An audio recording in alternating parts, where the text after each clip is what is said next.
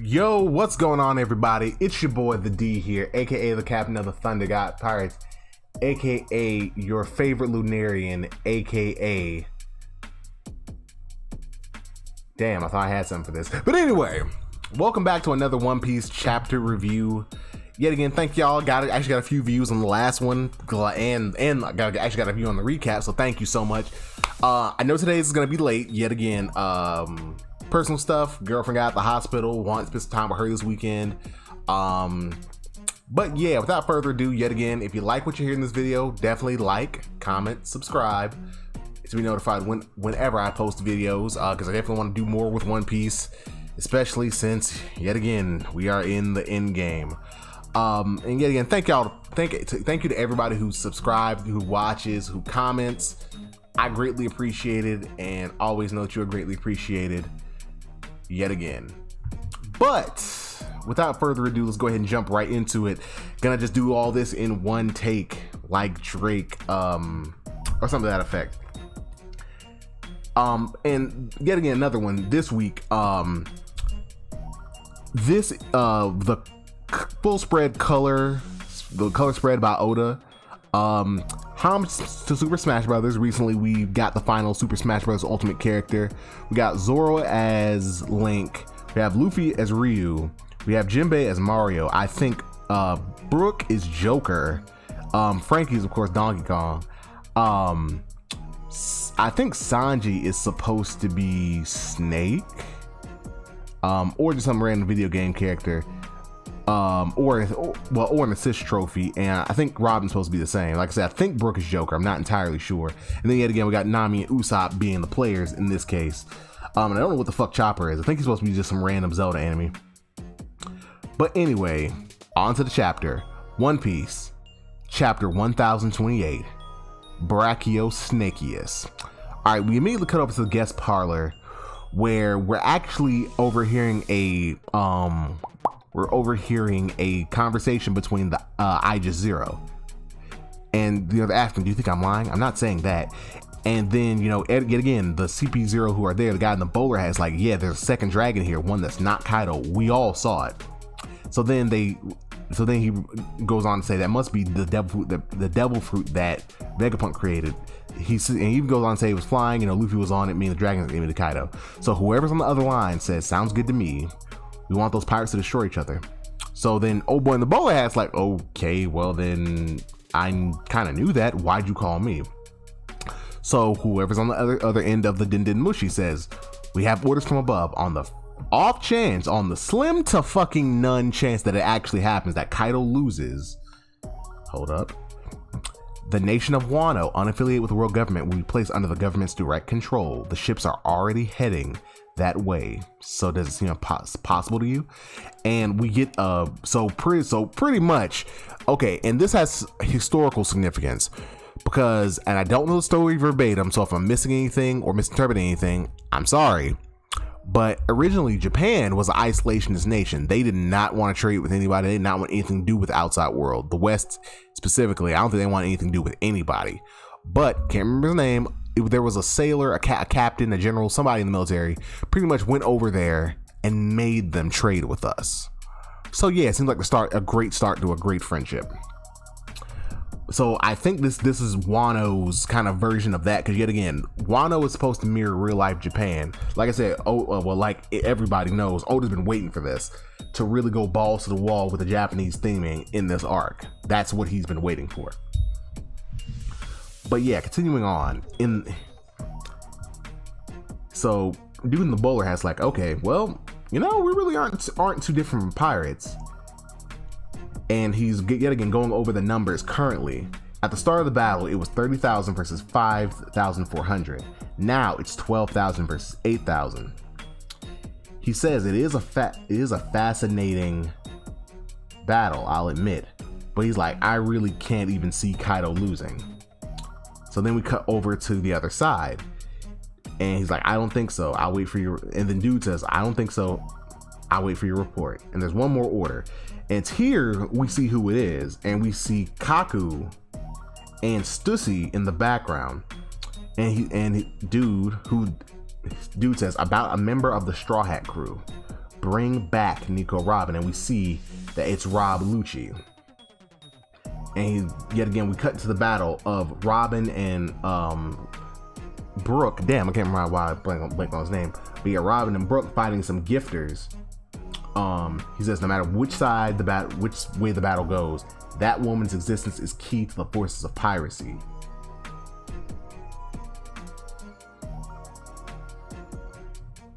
And then, dude in the bowler hat's like, yes, very true. So Robin and Brooke, they're just parlaying motherfuckers, and they're just like, oh, whip dee dee dee. And then, dude's like, it will be done. So then we cut back to Onigashima above Wano. And apparently, Momonosuke is yelling out for Yamato. Now, based on where we left last chapter, they were together, so why is he yelling out? And then we're told it's only 5 minutes until it reaches the flower capital and drops.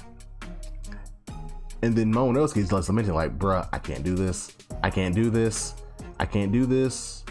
And then we see somebody say, stop, Momonosuke, you gotta stop whining.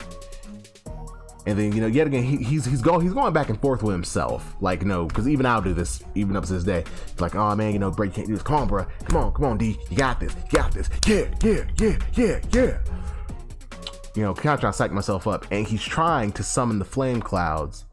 And, he's kind of realizing that, he just doesn't know. And he starts crying. He's like, you gotta remember, he may be a 28-year-old now, but he is still mentally and emotionally an 8-year-old child, and he's realizing that the full weight of this is really starting to hit him. That if I can't do this, if I can't find a way to do this, countless people I care about, the country that my family built, that my father tried to rescue, that my father and mother died for, will be destroyed. The country that these friends that I've made are risking their lives for will be destroyed. And then he says he refused to let the bomb fall in the city. So then we see why he was actually, saying, you're calling up Yamato. Yamato has jumped off and is climbing up the side of Onigashima. And here we get a little flashback, and with not Momonosuke, but with Yamato telling Momonosuke, she tells him, look, I'm heading inside the Skull Dome right now. I think I know of a way to keep the damage to a minimum in like the absolute worst case. So then she goes on to say that the armory is beneath the Skull Dome, and there are countless explosives in it, which she's already told him. And she says, if I don't do something about them, the worst case scenario could be dozens of times more destructive. And yet again, she climbs up and she finally starts to move. And it's here we see her full mythical wolf form, which is pretty cool. And also in the panel, we see a few members of the Heart Pirates by the symbol on their jumpsuits. They're there as well. And then we cut back into the performance floor inside the dome. And it's here that, like I said last chapter, we are going to skip around. It's here that we see Sanji's fight with Queen. And yet again, Queen's he's in his hybrid form. He's throwing out, and he's got his mechanized parts out, and he's got his sword going against Sanji.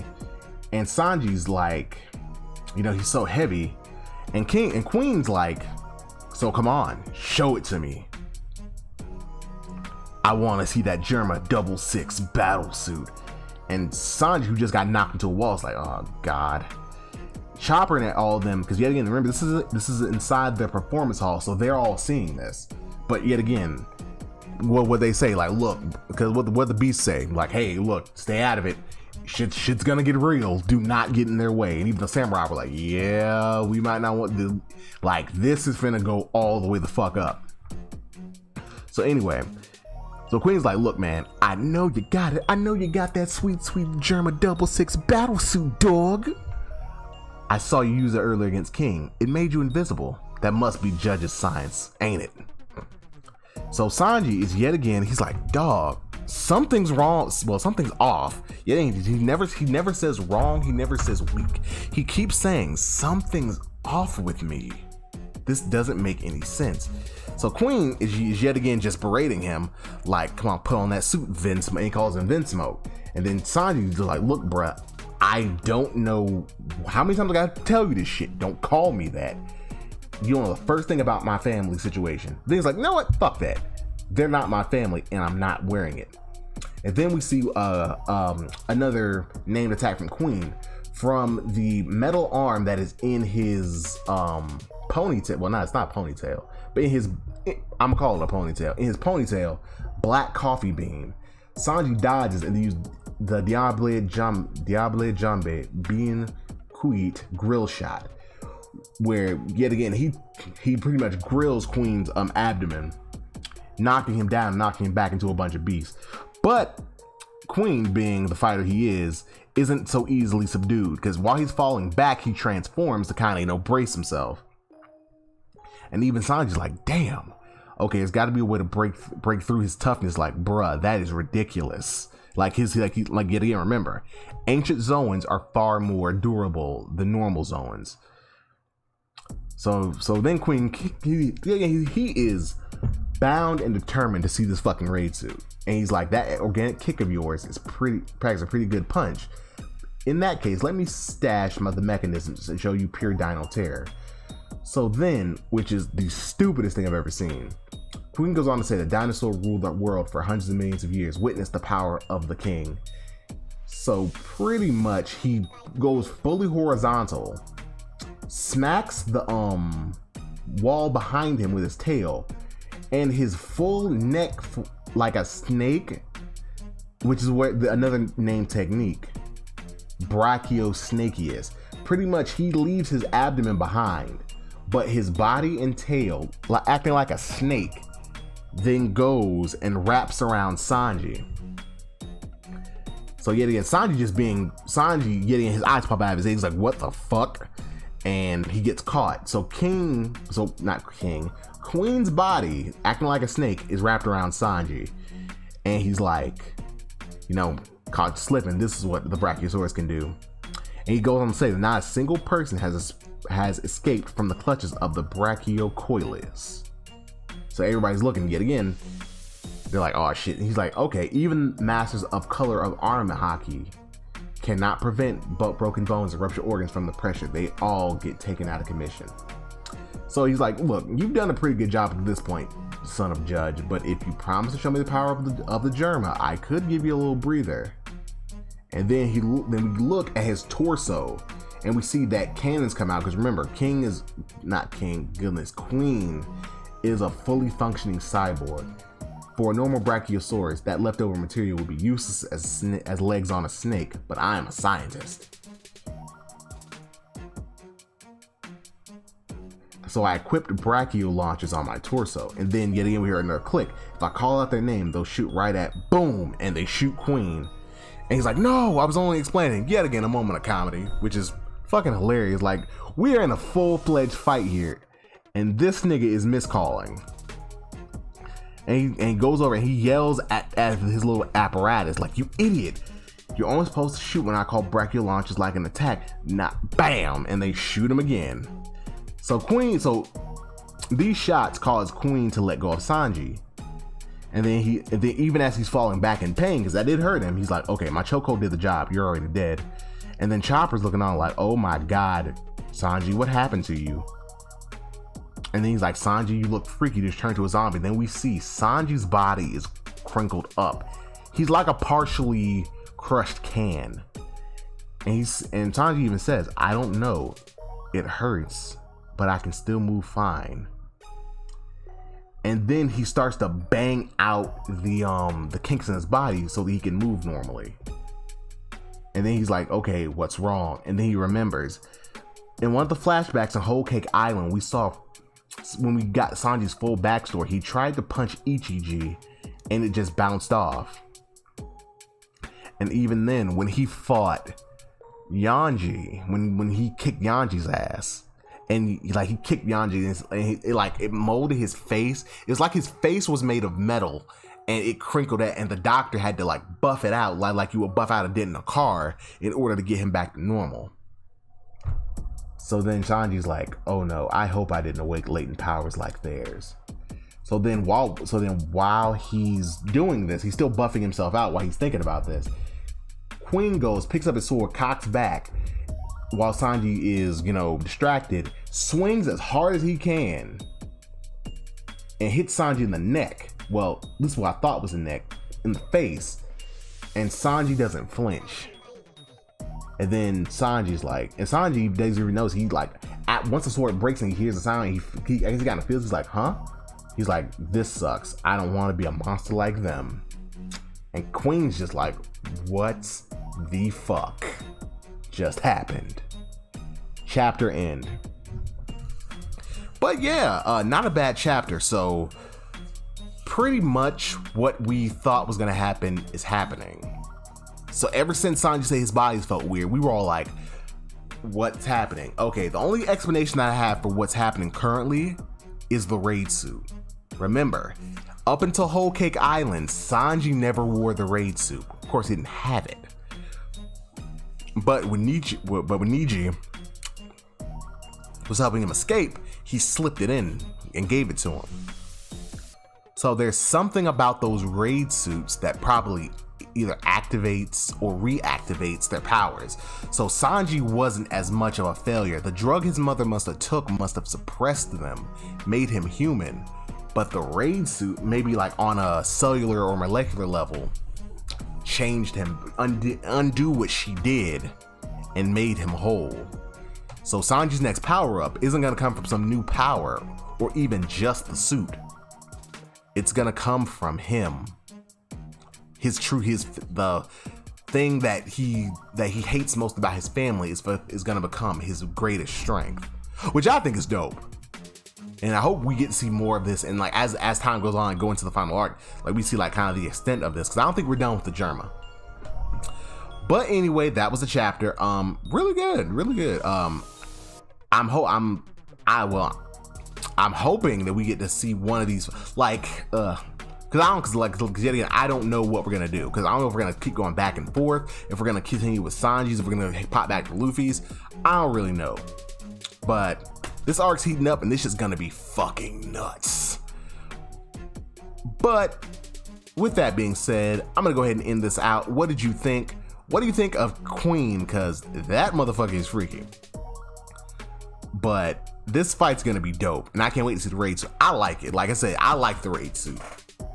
I was hoping Sanji was gonna be Sanji's new thing, but it looks like this may make it so that it has to be his new thing. But anyway, like I said, if you've enjoyed what you've heard today, like, comment, subscribe. Definitely let me know what you think about the chapter. What do you think is gonna happen with Sanji? Are you ready to see the raid suit? Do you wish he wasn't using the raid suit? As always, yet again, leave those comments in the comment section below. This has been your boy, the D here, signing off. See you guys.